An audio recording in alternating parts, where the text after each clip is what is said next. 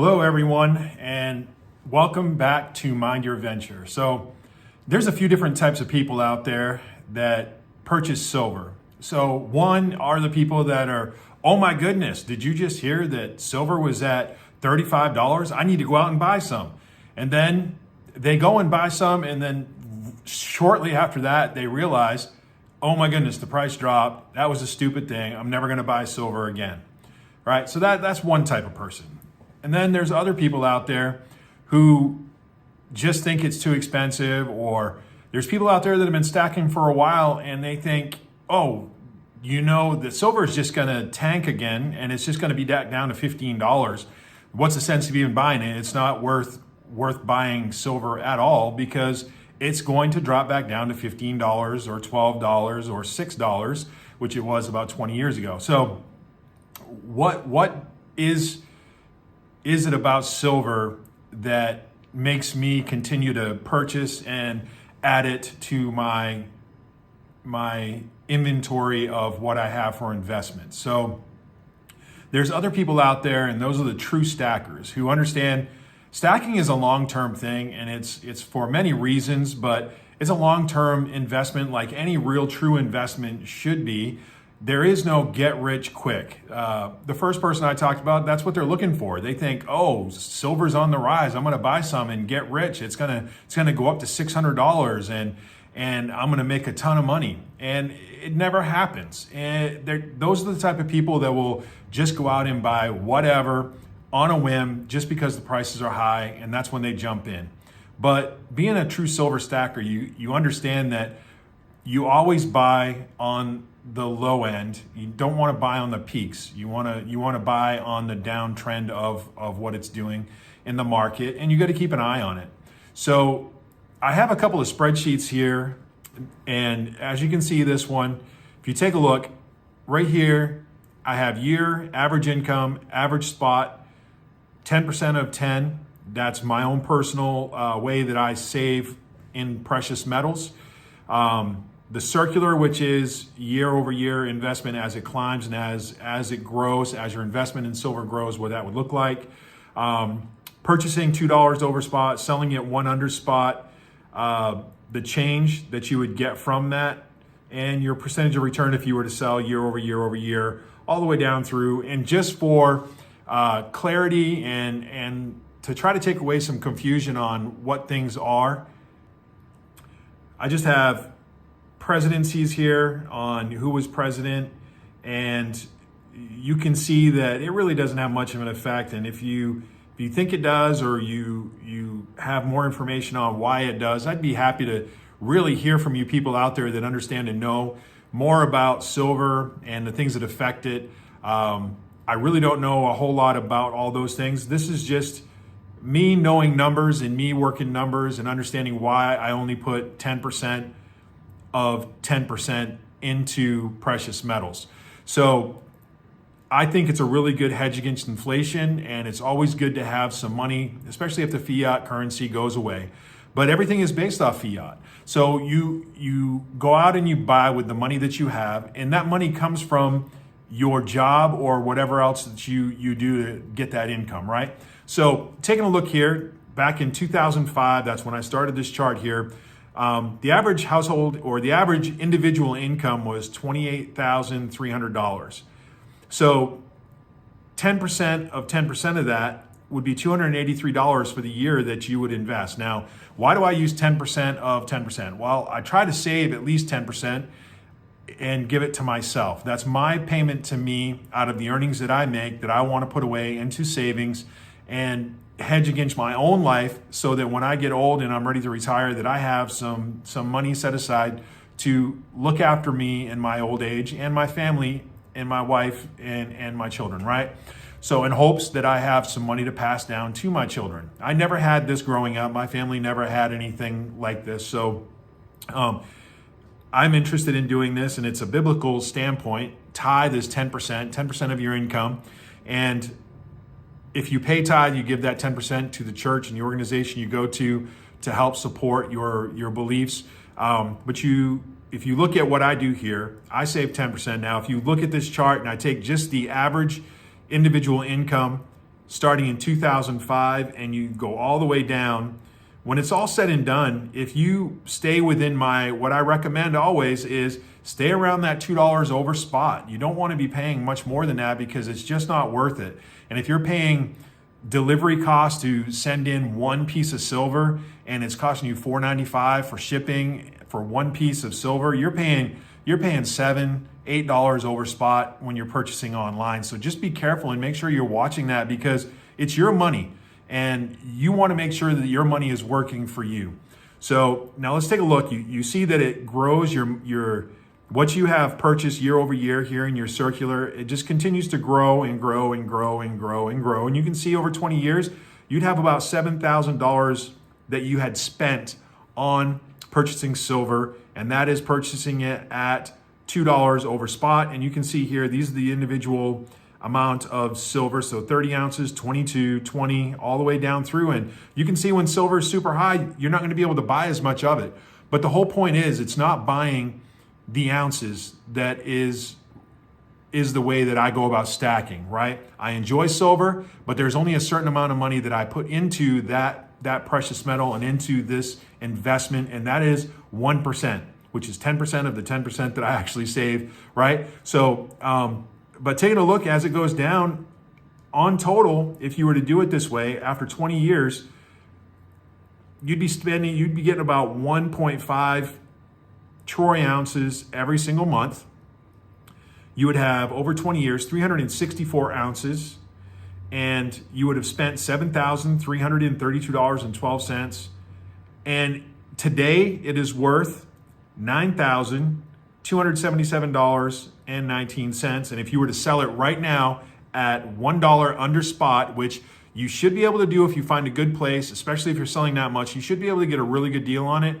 And if you do a mix like I do, the majority, I would say over half of my stack is Silver Eagles, and I buy them when I can get them at $2 to $2.50 over spot. I try to stay within that $2 range on average for the silver that I purchase. So I'll buy some at $1 and some at $2.50, and it averages out, though I try to stay below that $2 price range. So you can see here, if you were to do that, you would make nearly $2,000, $19,000 or $1,945.07, which is a 27% return. Now, how many of you guys out there would love to get a 27% return on any investment that you put your money in? You stick it in a bank, at most you're going to get 4 or 5% at most for any savings account out there or bank.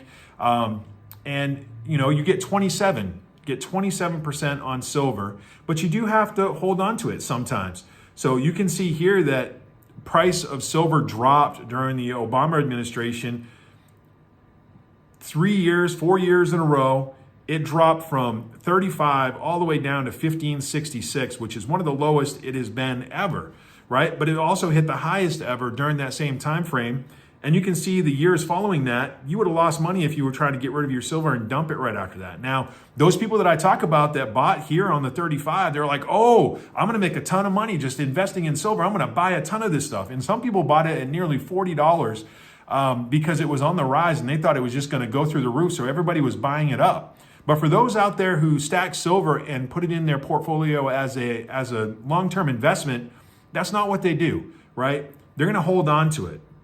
And if you were to hold on to it for this whole time frame, let's say you were just dumb and you took all 10% of your overall savings and you said, hey, I'm just going to take 10% of my savings and I'm just going to buy straight silver. Now, I don't recommend that. I do not do that personally, but look what it would have done here. If you would put all your money into straight silver, you would have had nearly $100,000 and made almost $20,000 off your $73,000 that you put into it at an increase of 27%. Now, that's not horrible by any stretch of the imagination, and it's just to prove to you out there that stacking can be a really good thing, but you have to be careful when you do it. And I've talked many times about trying to slow down on my purchases of silver. So I'm not going out right now and dumping a bunch of money into silver because it is on a high, right? So now when it dropped back down to 30, I did make a purchase. I bought 20 rounds at 90 cents over spot, right? That's when it got down to almost $30. So I knew it was on a dip. So I went ahead and purchased. And if I was to take that back right now and sell it, I'd get my money back for it. That's about it, because right now it is just over $31, and I'd probably have to sell it straight back at below spot pricing to get rid of those. So if I did that at $1 below spot, I paid 90 cents over spot, I would probably make a little bit of money on that, but not a ton. But that's not what I purchased silver for. And most silver stackers out there understand that's not what you buy it for. So now this chart here, you can see just over time how this silver goes and what you're looking at, and how it spreads out. And you know, if you only put this one here, just goes with buying a single ounce every single month over a time frame, and you can see that over this time that you would spend $5,000 or $5,100 if you were buying $2 over spot, $3 over spot, you'd be at 54, and you'd sell it right now for these two amounts right here, which is 17 and 16% return. So even at buying it $3 over spot and just buying one every single month, you would still come out at a 16 or 17% return on your investment with silver. And yeah, you may have to wait sometimes if it drops down to 15, but what happens when it drops down to 15 and you do it the way that I'm explaining it to you to do, with doing 10% of 10%, right? That's 1% of your overall savings invested in silver. Well, when it hits the low spots, you'd be buying twice as much silver. And when it hits the high spots, you'd only be buying half, right? So you'd be buying more, and when it increases, you'd get twice as much on the lower portion that you put money into. And you can see here that you get a 25 to almost 30% return on investment if you do it this way versus the other, right? So be encouraged out there, continue to stack, continue to save money and account for your own future, okay? So that's what we do here. I try to explain and try to show you how to make your money work for you. And doing this with silver, it's never a bad thing to have silver in your portfolio, to have it on hand. It's going to continue to grow. It's going to have its ups. It's going to have its downs. And if you purchase, like I explained here, putting away a certain amount every single week and buying precious metals with it, invest the rest of it into other things if you want to. That's what I do. I have other investments that I put my money into, but you can't go wrong with silver. And a 25 to 30% return on that, or if you look at this chart and you just take 10% of your earnings every single year going this way versus the average. I think I did the average here at $300 a year, right? So you get a little bit more if you did that, because it's averages, but this is 10% of your overall income on this chart, and it's still a 27% return. And I've heard other people out there and they say, oh, what happens if the government starts taxing you on your return?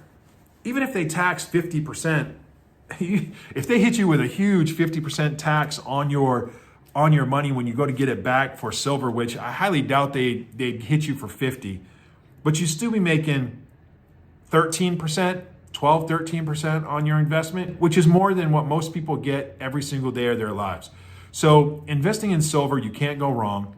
And I'll just leave you with this. Don't be one of those people that just buys on the high and then gets upset when it tanks, or don't be discouraged when it gets high and thinking, oh, why even invest in silver, because it's going to drop back down to $15 or $12. That just means you can buy more with the money that you have, and overall, you're going to come out ahead. So until next time, onward and upward.